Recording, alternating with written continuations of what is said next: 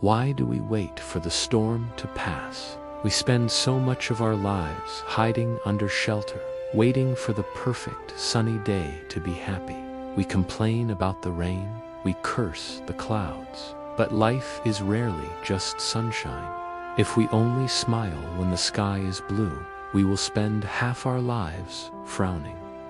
What if the secret is not waiting for the storm to end, but learning to dance in the rain? This was the lesson waiting for a traveler named Jonas.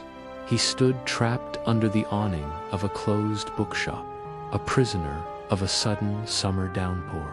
The sky, once a brilliant blue, was now a canvas of bruised purples and angry grays.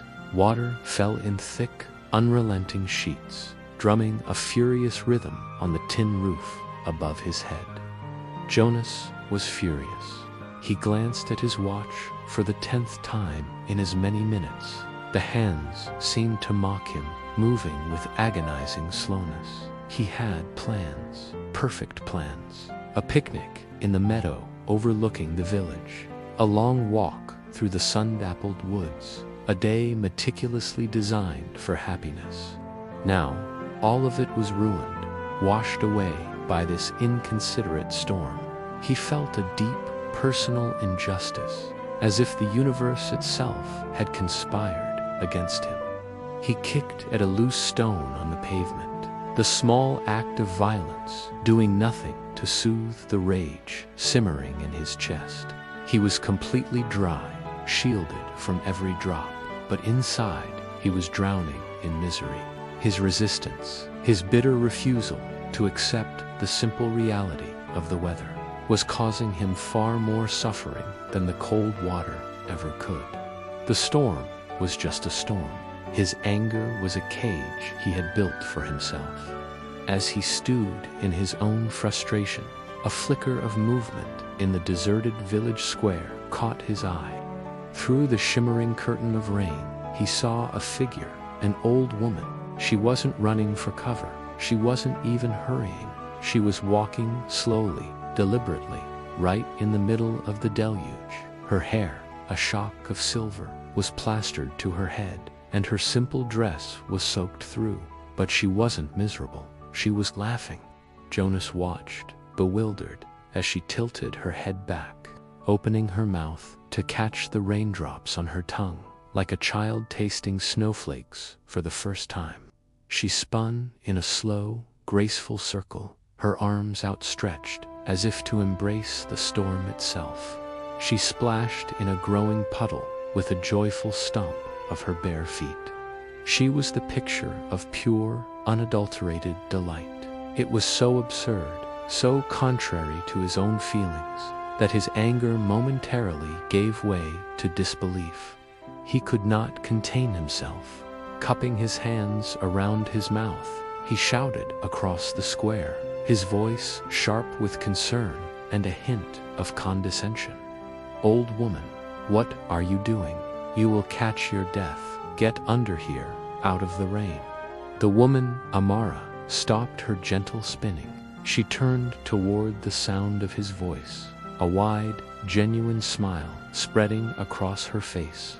She wiped the water from her eyes with the back of her hand, not to see him better, but as a simple, unthinking gesture. Her eyes twinkled with a light that defied the gloom of the day. "Why?" she called back, her voice clear and surprisingly strong. "It is just water, my friend. It is only water." Jonas scoffed, shaking his head.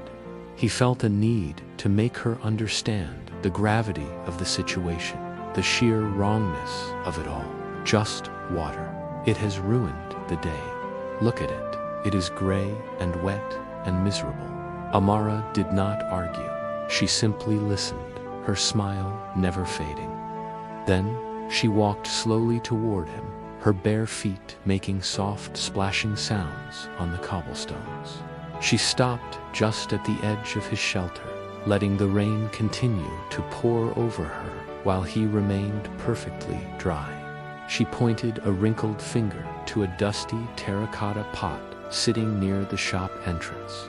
Inside, A cluster of geraniums, which had been drooping and pale in the morning sun, now stood upright. Their leaves were a vibrant green, their petals a defiant red against the gray backdrop. "Look at the flowers," Amara said softly. "Yesterday they were thirsty, they were wilting, their heads bowed, they were waiting. Today the rain has come, and they are drinking. They are not complaining that the water brings mud. They are not cursing the clouds for blocking the sun. They know the soil gets heavy, but they also know the mud is where the food is. The rain is not their enemy, it is their salvation." Jonas stared at the flowers. He had not even noticed them before. She was right. They looked more alive now than they had all week. Still, he clung to his misery. It felt justified. "That's a flower," he retorted.